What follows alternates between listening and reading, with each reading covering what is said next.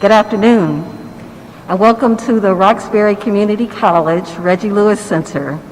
I'm Valerie Roberson, president of Roxbury Community College, and indeed it's my pleasure to welcome all of you here, but especially our governor, lieutenant governor, and Marylou Sudders. We are so pleased to have them see the vaccination site because this is a true opportunity to partner. RCC has partnered with CIC Health and members of the community to make sure that we're doing our part to stop the spread. And so without further ado, it's my pleasure and honor to introduce Dr. Gawande, who heads the CIC Health Consortium.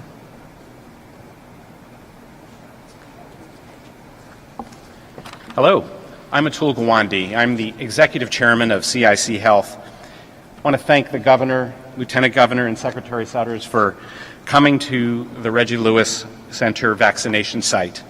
We are proud to be part of the state's comprehensive vaccine equity initiative, aiming to make sure that vaccination reaches our most affected communities as we work to defeat this coronavirus. One of the key challenges of American healthcare is that it is all breakthrough and not enough follow-through. We created CIC Health to change that in this pandemic, to deliver the follow-through. First, it was on delivering coronavirus testing, where our state has consistently become the leader in the country, including to enable school reopening. CIC Health is supporting half the school districts in Massachusetts to deploy the pooled PCR testing our students and school staff need to be confident that they can be in school safely. And now our work has been in delivering COVID vaccinations at Gillette Stadium, at Fenway Park, at Heinz Convention Center starting next Thursday, and here at the Reggie. These vaccination super sites are only part of the solution, alongside hospitals, community centers, county vaccination sites, small and medium and large, all of us together. But at the Reggie in particular, we are proving that delivering at large size and high efficiency is not a trade-off with achieving equity. It is part of doing it. Since we launched our management of operations here on February 27th, we've expanded vaccination from 200 vaccinations a day to more than 1,200 a day. To date, we've administered 13,500 vaccinations here, and more than half of our vaccinations are reaching people of color. How? CIC Health has joined forces with more than 24 community partners to develop and implement some key tactics that are helping us reach the people most at risk. We reserve half of all new vaccine appointments at the Reggie for a priority booking of local residents by CIC Health's community partners at the Boston Public Health Commission and by community health centers that can book directly into our schedule. We've mobilized a canvassing program in Roxbury and surrounding neighborhoods to disseminate printed informational materials. That means putting on doors 10,000 door hangers, putting out 10,000 flyers in stores and around the community, and 1,000 posters in English and in 8 community-identified languages. These are Arabic, Chinese, simplified Chinese, Haitian Creole, Portuguese, Somali, Spanish, Swahili, and Vietnamese. We initiated a door-to-door neighborhood campaign in Roxbury and the surrounding neighborhoods to identify eligible local residents interested in vaccination, where we provide phone bank outreach to book their appointments. All we need is their name, a phone number, and their language.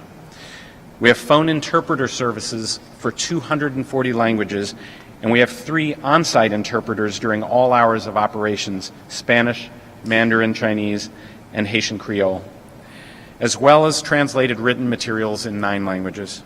We have weekly town hall meetings with community groups, community health center staff, city officials, state officials, and members of the general public.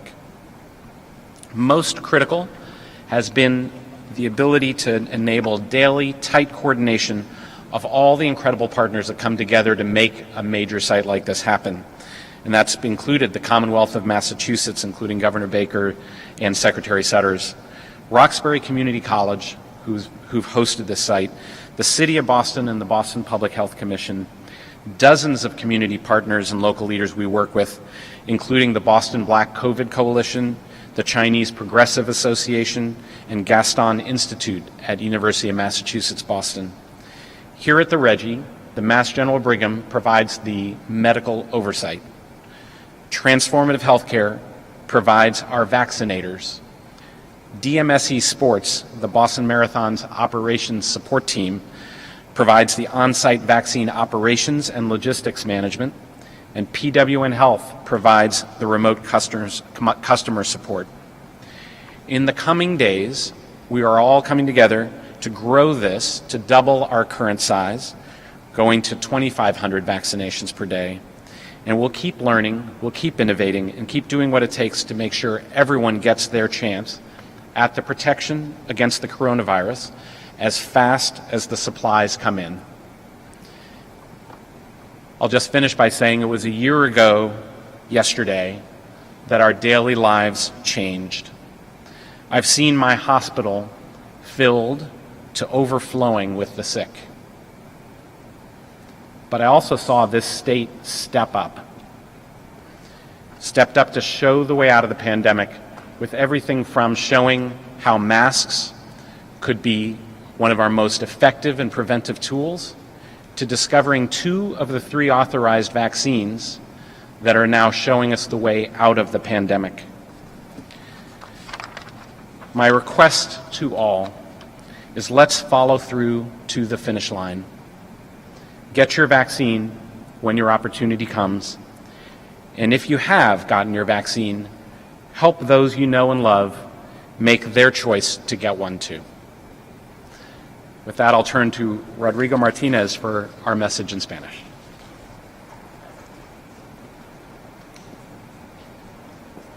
¿Qué tal? Buenas tardes.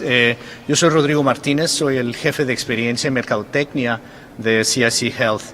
Gracias, gobernador, vicegobernadora y secretaria, por visitar esta sede aquí tan importante en Reggie Lewis y sobre todo por participar y enfocarnos en este programa de vacunación equitativa. Sabemos que hay muchas comunidades que han sido afectadas desproporcionalmente por esta pandemia y queremos enfocarnos en ayudarlos a que puedan ser vacunados. Uno de los retos del sistema de salud en Estados Unidos es realmente que no hay seguimiento a la innovación. Y de ahí sale el surgimiento de CIC Health. Enfocarnos no solamente en la innovación, sino darle seguimiento hasta que impacte a nuestra comunidad.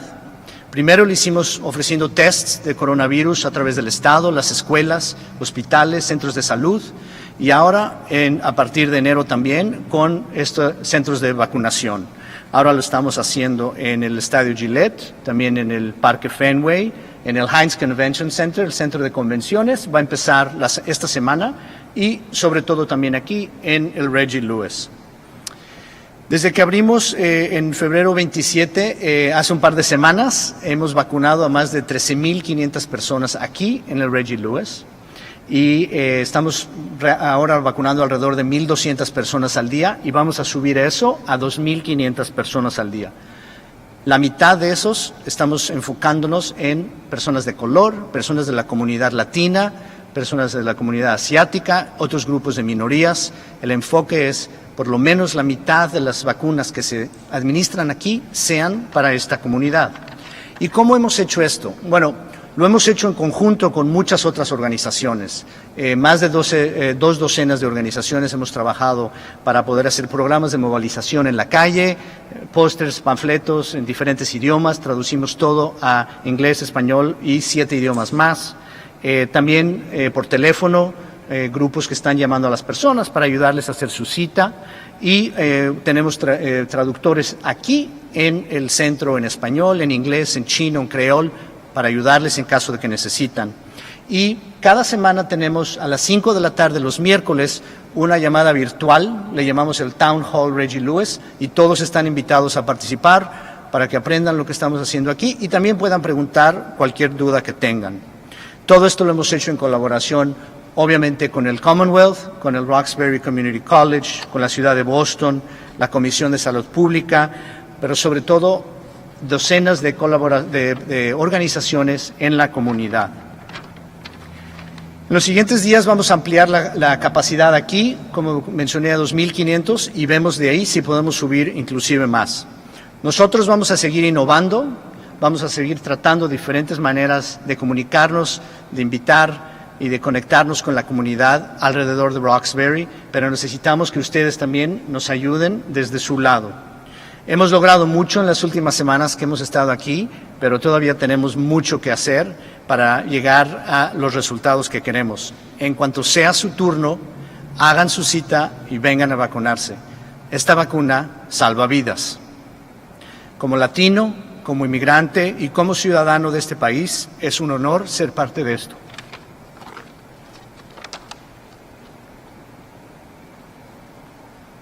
Governor, welcome to the Reggie Lewis. The podium is yours.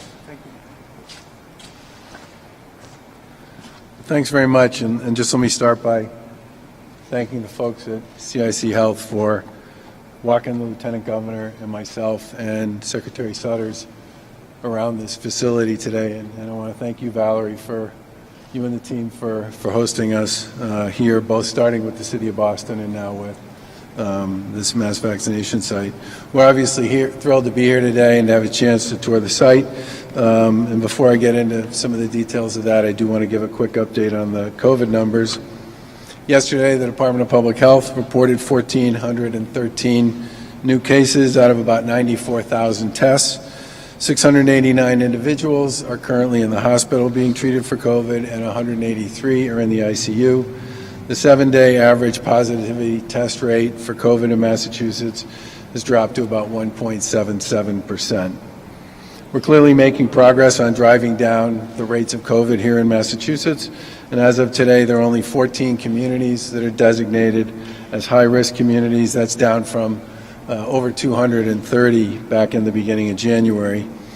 And on vaccines, over 2.2 million total doses have been administered here, including 1.5 million first doses of Moderna and Pfizer, and 32,706 J&J doses, and almost 785,000 people in Massachusetts have been fully vaccinated at this point.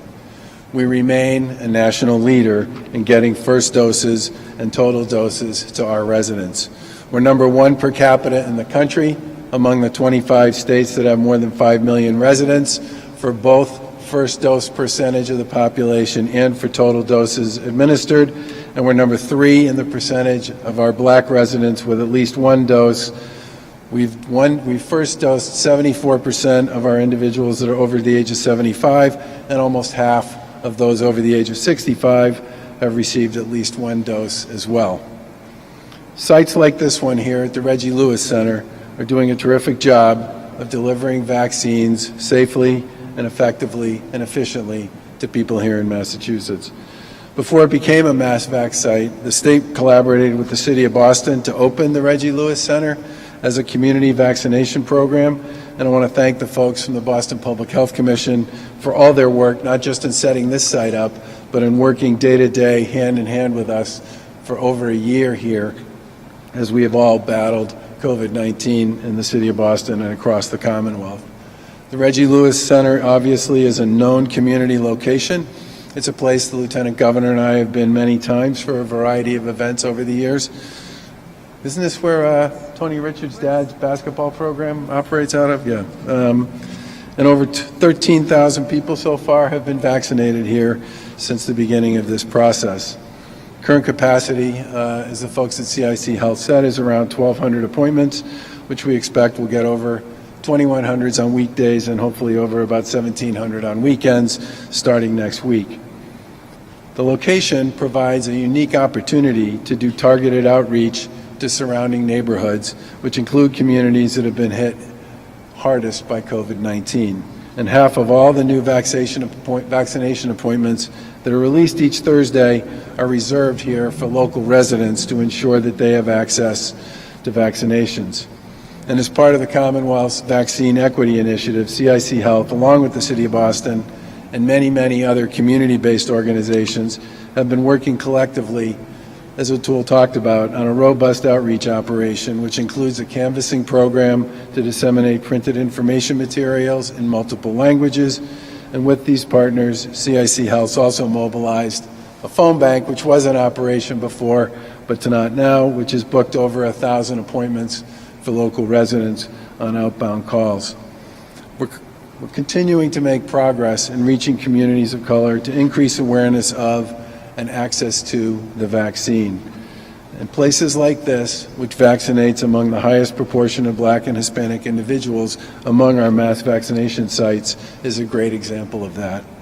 We've also launched Trust the Facts, Get the Vax, which is a public awareness campaign which began last month, and the Department of Public Health is currently working with Archipelago Strategies Group and Healthcare for All on targeted outreach efforts in 20 of the most disproportionately affected communities. Among other things, that will involve hundreds of thousands of personal door knocks, probably done in most cases by people from the community, to encourage folks to get vaccinated and to provide whatever support they might need to get to wherever they need to go to get vaccines. This morning, 40,000 first dose appointments went online for the mass vaccination sites, and they were booked quickly, and the website worked the way it was supposed to. And this is the last Thursday where the mass vaccination appointments will be made via the VaxFinder website. Tomorrow we launch a new pre-registration system for the state's 7 mass vaccination sites. That includes half of the appointments that get booked here at Reggie Lewis. Eligible residents can visit mass.gov/COVID vaccine to pre-register and to receive a notification when there's an appointment available for them to book. This tool will make the booking process simpler and easier for people, and we plan to add more sites to the pre-registration program in April.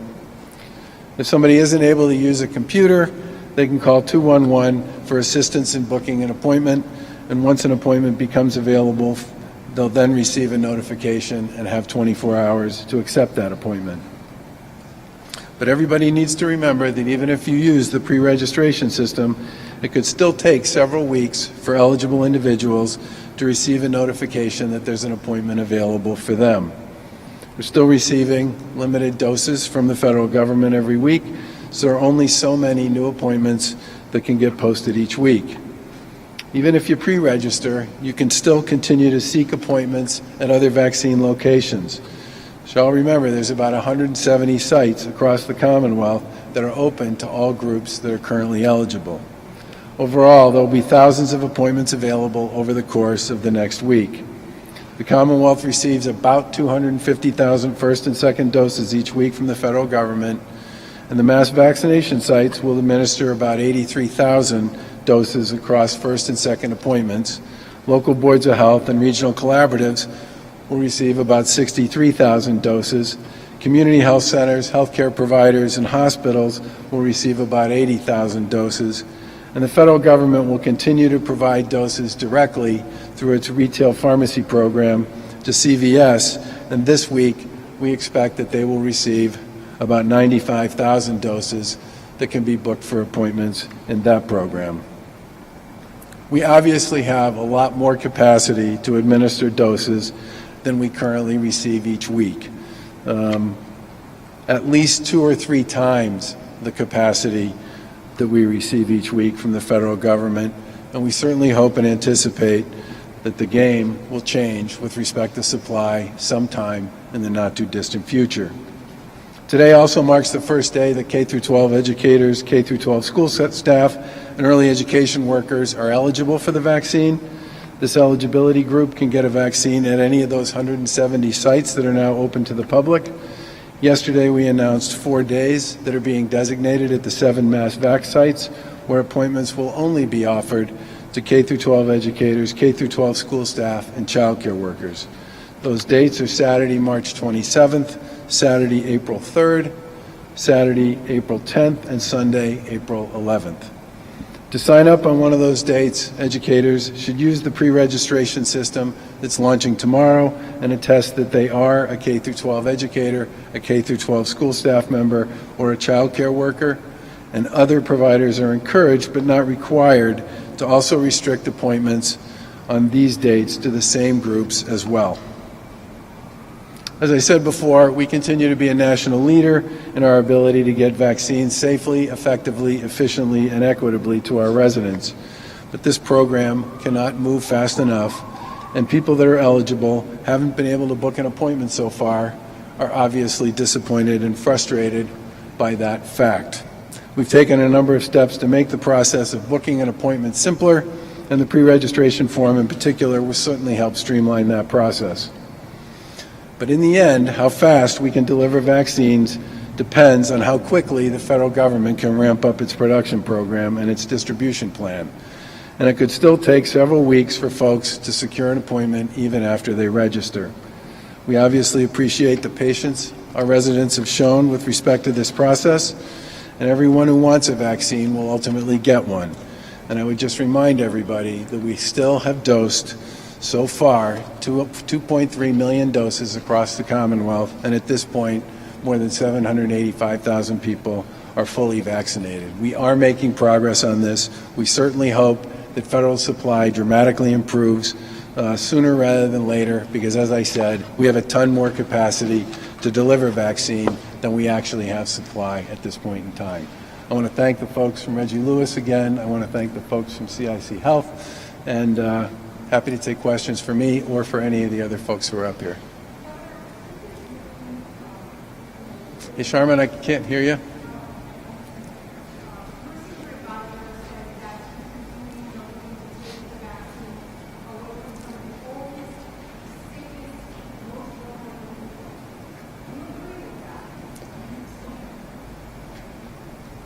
We believe in a program that was established by our Vaccine Advisory Board that the two fundamental objectives with respect to vaccination priority here in Massachusetts should be the preservation of life and the preservation of the healthcare system that preserves life.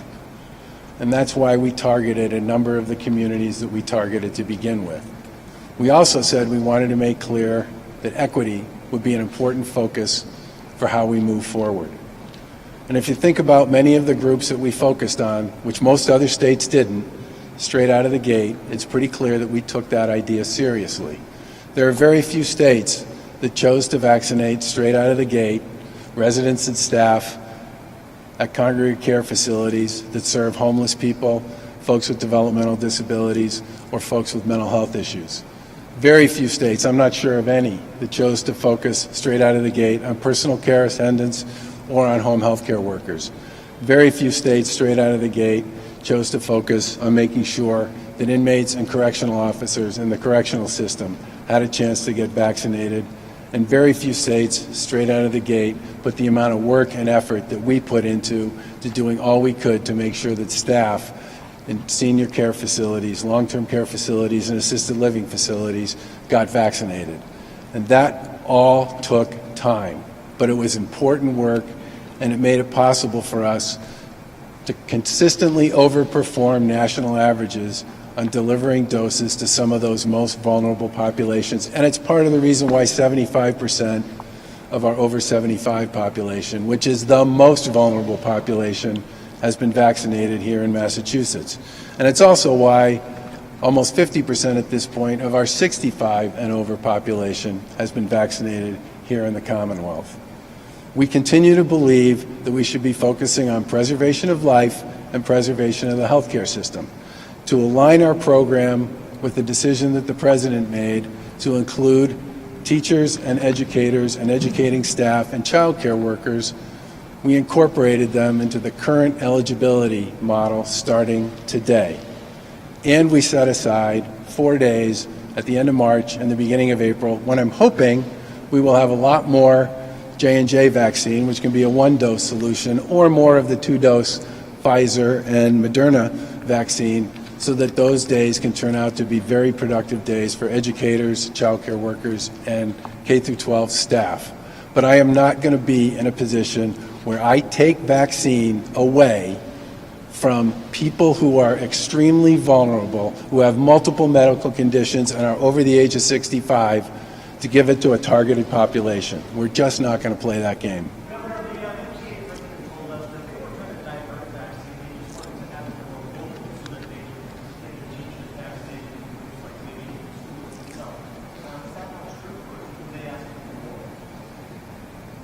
They were looking for their own vaccine and to not participate in the process that everybody else participates in. In addition to that, every state in the country is using provider organizations, mass vac sites, pharmacy chains, and community health centers for the vast majority of its vaccine distribution program. The Biden administration is using, through FEMA, is using mass vac sites, bigger mass vac sites than our mass vac sites, as well as retail pharmacy chains and community health centers to distribute its vaccine. The process we're pursuing here in Massachusetts is completely consistent with the process that's being used in virtually every other state in the country. Why? Because it's effective, it's efficient, and it gets lots of shots in people's arms in a short period of time. Say again?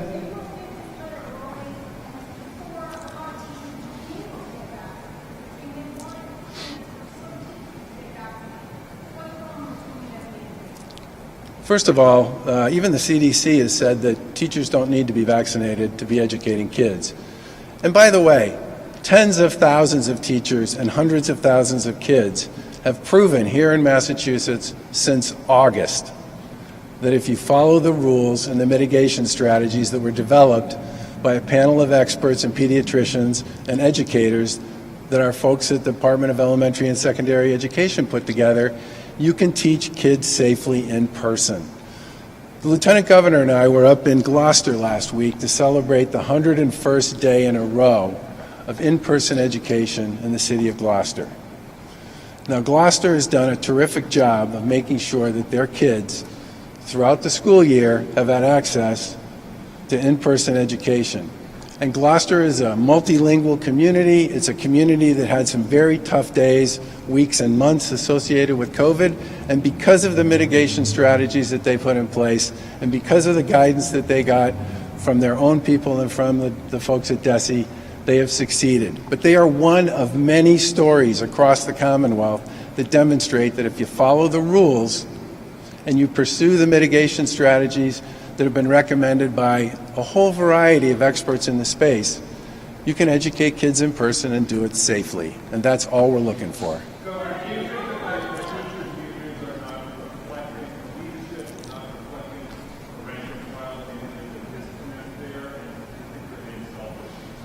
I can't speak to that, but what I can tell you is the Lieutenant Governor and I have been in and out of a bunch of schools over the course of this year. And the one thing I can say I take away from every visit that I've made, and I think the LG would agree with me on this, is the joy and the sense of gratitude that the kids and the teachers and the administrators feel toward one another about the fact that they found a way to make it work.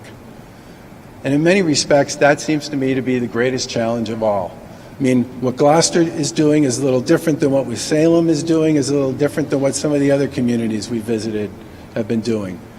But the single common element that all these communities have that have had their kids in school all year is they've followed the guidance and the mitigation strategies, and they've been very creative about how to make it work in their building for their kids, their staff, and their teachers.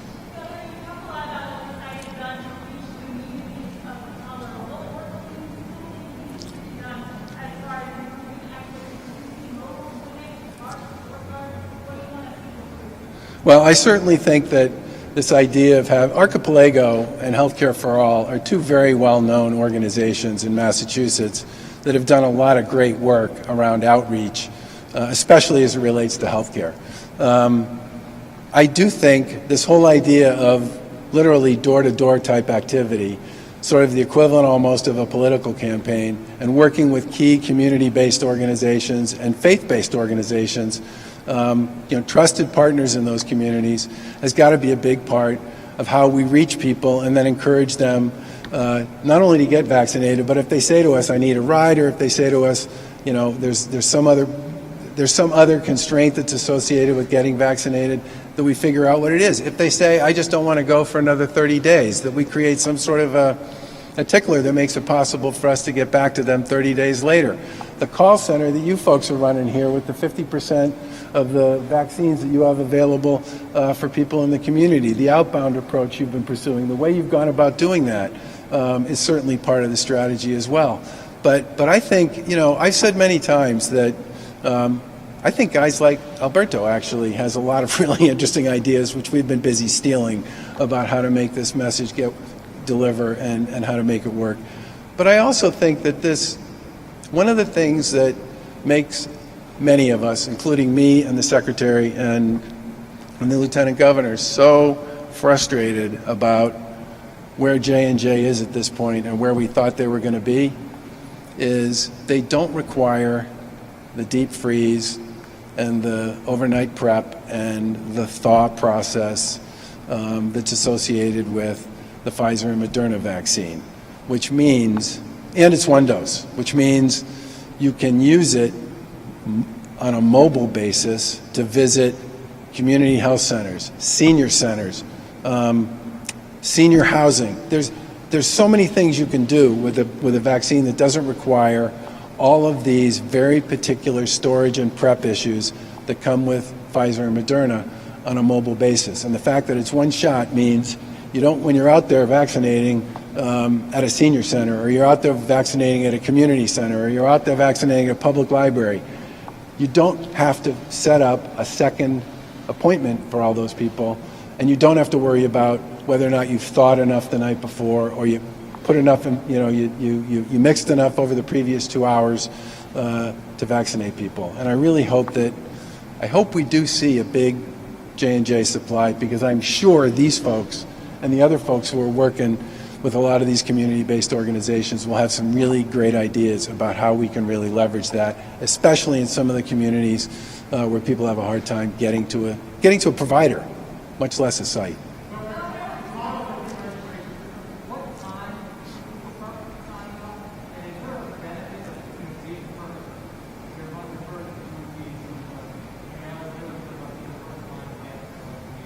Well, keep in mind that people need to be eligible, right, when they sign up. It's going to go on. It's going to go online tomorrow morning. I'm not exactly sure exactly when, so it's going to be online tomorrow morning, and people should just check the website, and it'll be there. There is a first come, first serve element to it, but remember, it's also going to try to make sure that it sends you to a place that's consistent with your geography based on available appointments at that location.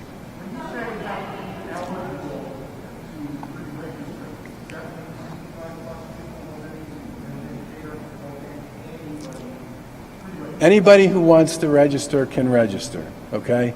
But the folks who are obviously going to be dealt with initially by the site will be those who are currently eligible. So take me, I'm 64, right?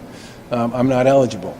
If I sign up tomorrow morning, I won't actually get into the queue, right, until I become eligible, which will be when my age group becomes eligible to get vaccinated.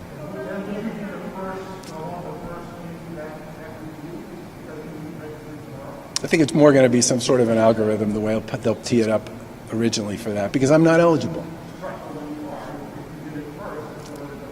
I don't think it's going to work that way. I think if you sign up before you're eligible, you'll just get rolled into the process and identified.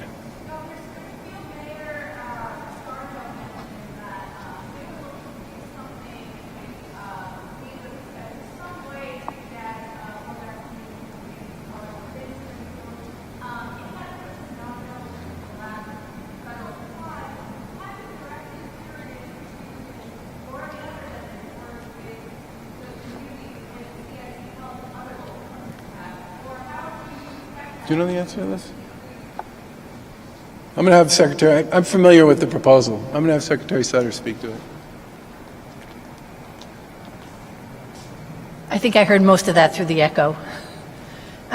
So last week, this is Thursday, might have been the beginning of this week, we had a meeting with the Springfield COVID Task Force and some of their state representatives about the City of Springfield's proposal.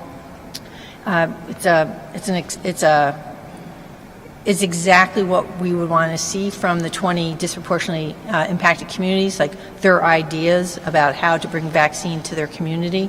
In fact, we're reaching out through Curative to the city about opportunities to partner together. And the city, all the disproportionately impacted communities get an allocation separate from all other allocations of vaccine, from 400 up to 1,000. City of Boston gets 1,000 because it's obviously the largest city, to also start to plan how they want to use the vaccines. The city wants, I think, double what they're currently getting, and again, we have this constraint of supply. So looking for the CIC model here at Reggie Lewis is one that we're taking the lessons here to talk to some of the other mass vac sites about opportunities to reach out to their communities as well. So as the governor often says to you, more to follow soon.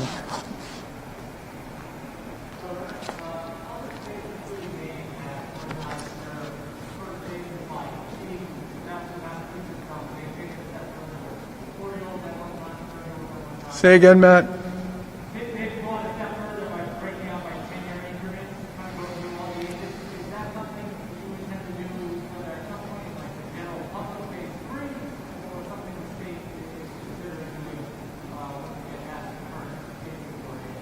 I think, well, I mean, every state is pursuing a different approach to this. The one thing we don't want to lose sight of with respect to what we do here in Massachusetts is this requirement to pay attention to the issues around equity, okay?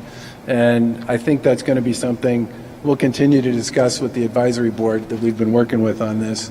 But part of the reason why it's set up the way it's set up was to answer questions and to be sure that we have programming and prioritization in place to deal with some of the communities and some of the people in those communities and some of the people in particular roles of employment that have been hardest hit by this to begin with.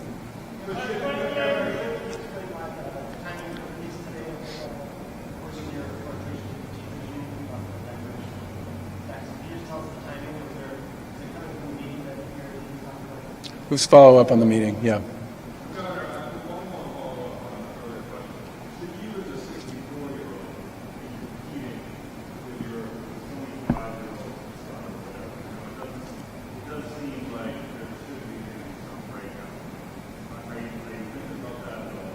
Yeah, I mean, one of the things we're trying to figure out here is, and we now have more practical experience, which helps, is, how much of these various communities will come because it's available. How many of these folks need to be sort of courted a little bit with respect to getting them there? And then when do you really get to the point where you can move to the next group and feel like you got everybody who was up for it in the group that was already eligible? And we're starting to figure some of that out. But with respect to whether, somebody who's my age or somebody who's 25, I don't think the way ours is set up, it would work that way. And I certainly think that when you get to the everybody group, which is that what you're talking about? Like when everybody's eligible?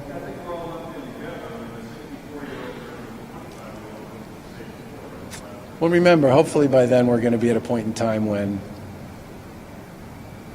if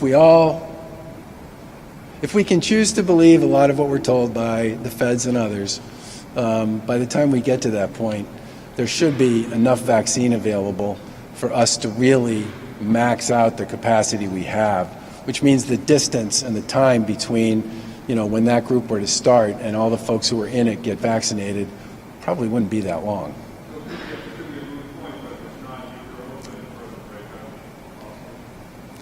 Again, it's going to depend a little bit on whether or not we think that's creating issues around equity. And remember, the preservation of life issue for the over 65 population and people with serious medical conditions is a really big deal, and that's why we started there, along with some of those key healthcare communities and some of those congregate living populations where both the residents and the staff were people that we considered to be significantly at risk.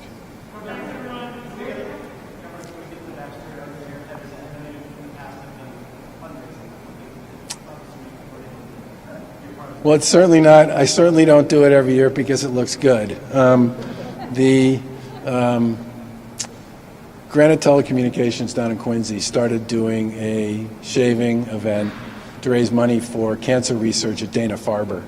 And I knew the CEO there because I used to work in the neighborhood, basically, when I was at Harvard Pilgrim. And he asked me after after the governor's race if I would be willing to come down and participate in this thing. And he said, if you do, we'll make a big donation to the program if you choose to participate. So I did. And, you know, there are literally thousands of employees of that company and family members of employees who do this. And they've raised more than $50 million doing this over the course of the last 7 or 8 years. And this year they're doing it virtually.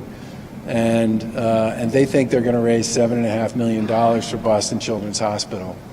And my experience this time was a lot different than it was last year. It was just me, Kevin Churchill, who's the CEO of Boston Children's, and Rob Hale, who's the head of Granite Telecommunication. The three of us, socially distanced, in the same lobby where usually there's hundreds of people and hair cutting and you know, buzz cutting going on all over the place. But they're still going to raise a lot of money this year. And I know this doesn't look very good, but it doesn't look very good for a short period of time, and it grows back. And it's a moment and an opportunity for those of us who, thank God, don't have cancer to understand what it might be like to have cancer and to lose all your hair and to end up in a situation where you feel a little uncomfortable about the way you look. So I don't mind doing it. I like doing it.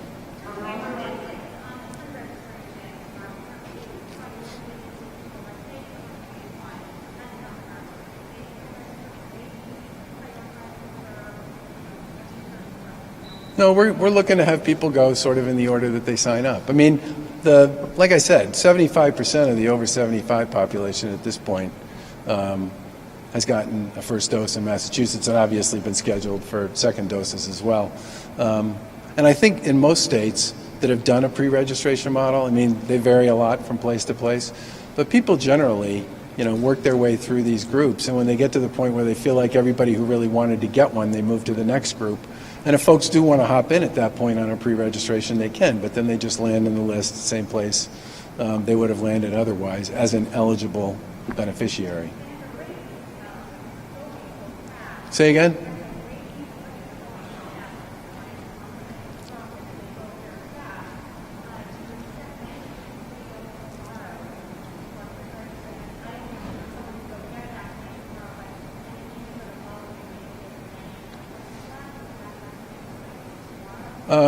I don't know. It depends. I mean, they'll start making, remember, they're going to start rolling these out next week. And so they'll probably start booking things sending out notices to people the beginning of next week for the end of next week, and then rolling forward from there. The other thing I would remind people is there's still a bunch of other places that are going to continue to vaccinate people in Massachusetts.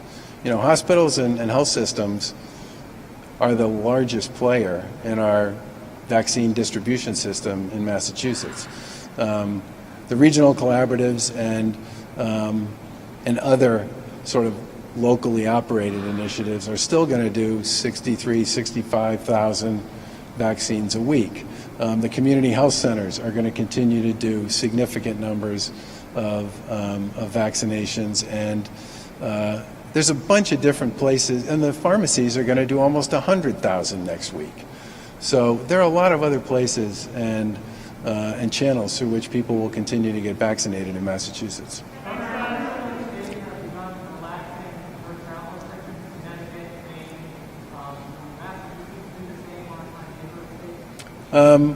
We've been talking to the neighboring states about this, and I expect that there will be, you know, news movement, whatever you want to call it, on that relatively soon. We did adopt the CDC guidelines on travel for those who've been vaccinated, I think this morning or last night. Yeah.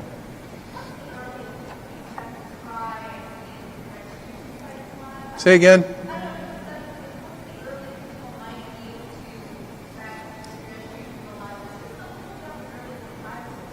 I think if people want to check it when they get up, that's a fine idea. Thanks, everyone. Thanks. And thanks again to Reggie Lewis and to the folks at CIC. Really appreciate it.